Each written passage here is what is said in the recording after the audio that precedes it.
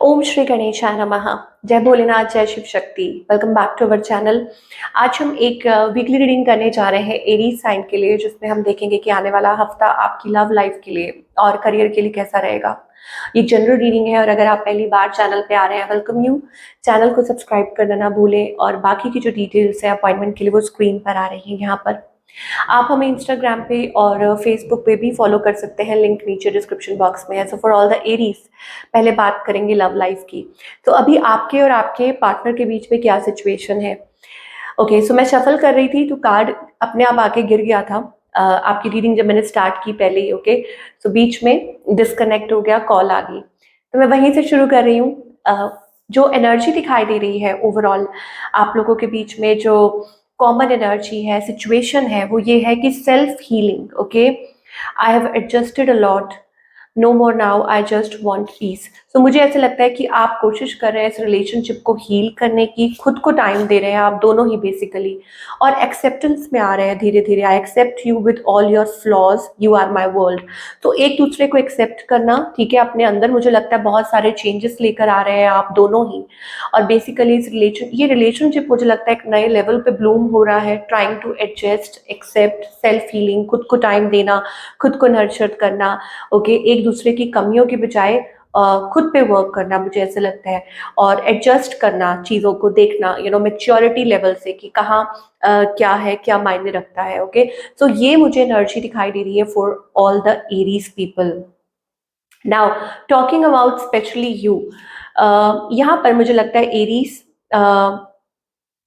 आपकी जो एनर्जी है ना, sometimes you feel obsessed about this person. Okay, आप इनके और पास आना चाहते हैं या अपनी फीलिंग्स को एक्सप्रेस करना चाहते हैं। समटाइम्स यू फील जेलस कि आपके पार्टनर के और कोई अराउंड तो नहीं है, या आप बहुत ज़्यादा उनको प्यार करते हैं deeply, so you want to be together, आप उनके पास आना चाहते हैं। I want to come closer and spend time with you. तो हो सकता है कोई आपकी लाइफ में है, आपके हस्बैंड, फियांसे, स्पाउस, कोई भी है जिनके लिए आप ये रीडिंग को देख रहे हैं।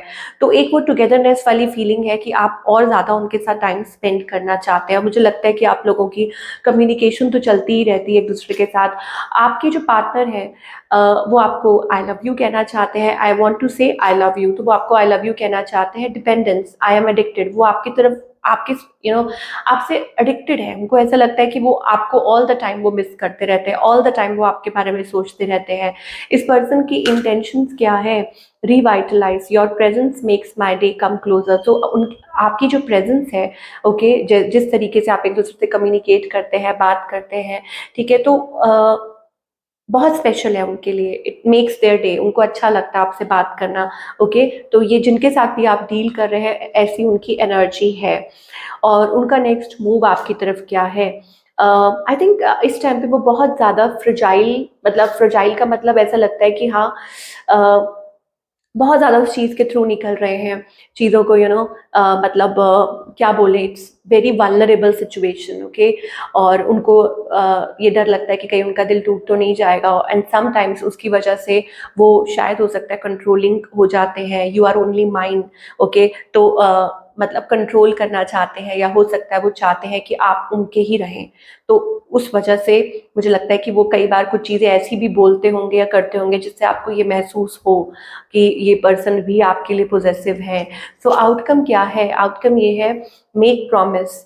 मुझे ऐसा लगता है कि आप एक दूसरे के साथ कुछ प्रॉमिसेस कर सकते हैं, टाइम स्पेंड कर सकते हैं। यहाँ पे प्लेजर का कार्ड आ रहा है।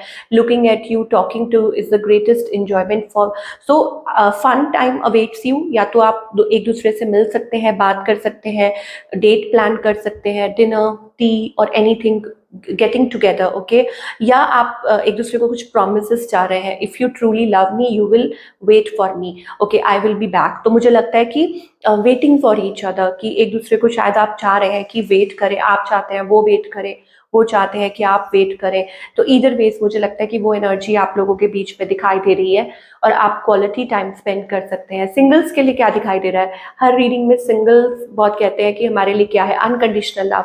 So there is unconditional love waiting for you, unconditional love, true love, crush. You are my favorite person in this world, divine love. Okay, so आपकी लाइफ में जल्दी ही कोई आ सकता है और crush is waiting for you. Crush मतलब कोई person जो आपको बहुत अडोर करते हैं, प्यार करते हैं, या आपकी लाइफ में अनकंडीशनल लव आता हुआ दिखाई दे रहा है for all the Aries people. Okay, now talking about your career, of course कि करियर वाइज क्या मैसेजेस आ रहे हैं, आप क्या एक्सपेक्ट कर सकते हैं इस हफ्ते। फीलिंग्स ओके, करियर में फीलिंग्स कैसे आ सकती हैं।